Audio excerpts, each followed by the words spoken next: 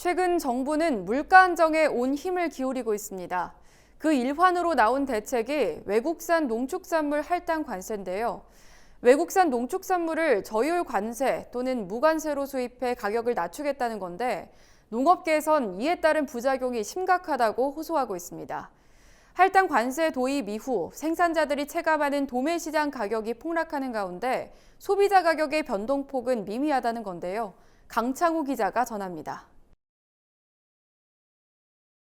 정부는 최근 물가 안정 대책의 일환으로 수입 농축산물 등에 대해 연말까지 할당 관세를 적용하기로 했습니다. 하지만 소비지 가격 변화는 관세 인하분을 반영하지 못하는 모양새입니다. 유통비용을 고려하면 5에서 8%가량 소매 가격 인하 효과를 거둘 수 있다는 게 정부 분석입니다. 최근 달러 환율과 국제 축산 물가가 올라 할당 관세 0%가 적용되더라도 극적인 소비자 가격 인하 효과를 보기 어렵다는 의견도 많습니다. 할당 관세가 소비자 물가에 주는 영향은 적은데 비해 생산 농가들에게 끼치는 피해는 심각한 상황입니다. 대한한돈협회에 따르면 돼지고기 생산자 가격은 5월 초 이후 하락세를 보이고 있습니다. 올해 초 나타났던 돼지고기 가격 상승세는 계절적인 요인이라는 겁니다.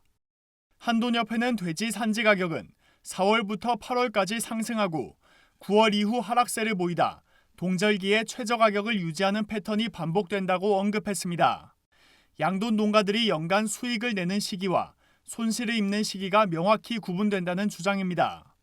문제는 소비자 물가뿐만 아니라 생산자 물가도 상승하며 현재 축산 농가들이 위기를 맞았다는 점입니다. 양돈용 사료 가격이 2년 새 1kg당 300원 이상 급증한 것으로 나타났습니다. 2년 전보다 돼지 한 마리를 키울 때 10만 원이 더 투입되고 있는 건데 도매 가격이 현 수준보다 더 떨어지면 농가들은 손실이 불가피합니다. 9월 이후 계절적 요인으로 돼지고기 가격이 하락하게 된다면 대다수의 한돈 농가는 올해 손해를 보고 농장을 경영할 수밖에 없습니다. 이러한 상황에서 정부의 할당 관세를 통한 돼지고기 무관세 수입은 농가의 경영 손실을 가중시키고 위기를 초래할 수 있습니다. 한우 농가들의 사정도 마찬가지입니다. 한우 사육 마리수는 6월 기준 355만 4천 마리로 사상 최대 수치를 기록하고 있습니다. 도축 두수가 계속 늘어나며 가격 하락에 대한 경고 등이 이미 켜진 상태입니다.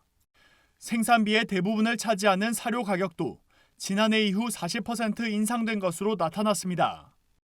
수입 축산물에서 시작된 할당 관세는 농산물로 이어졌습니다. 최근 농식품부는 외국산 마늘 10,000톤가량을 저율 관세 할당으로 수입한다는 방침을 밝혔습니다. 농가들은 가뭄으로 마늘 산지 가격이 지난해보다 오히려 낮게 형성됐는데 정부가 마늘 수입을 강행하고 있다고 목소리를 높였습니다. 극심한 가뭄으로 마늘의 생산량이 감소하고 영농비 폭등과 인건비 상승으로 가뜩이나 어려운 농가 사정을 고려하지 않고 수급 상황을 외국산 마늘로 채워 마늘 가격을 잡겠다는 정부의 한심한 수급 정책에 분노를 느낍니다. 전문가들도 정부의 수입 확대를 통한 농축산물 물가 잡기 대책은 추후 더 큰 피해를 불러일으킬 수 있다고 지적합니다. 지난해 달걀 가격이 치솟자 수입을 통해 가격 안정에 나섰지만 결국 예산 낭비만 한 것처럼 수입이 근본적인 대책이 될 수 없다는 겁니다.